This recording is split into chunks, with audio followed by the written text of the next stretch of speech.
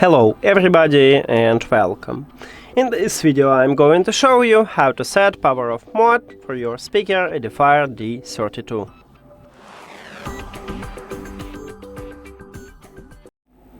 You have to start by open EDIFIER CONNECT application. Of course you need to add your speaker to the app and then you will see the same menu.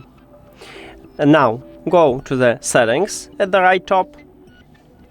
And right here at the fourth line we have power off, so click at this line. Now, if you click at the power off slider, you will turn off your speaker. But you can set a time for it, so you have 5 minutes, 15 minutes, 13, 1 hour and 3 hours. Select the best one for you. Let's say I want to turn off it in 1 hour. And that's it. Now you can go back. But if you decide to lower this time but change it, or you can turn off it by click at the never. That's it. Thank you for watching this video. If you found it helpful, please consider subscribing to the channel and leave the like on the video. See you later.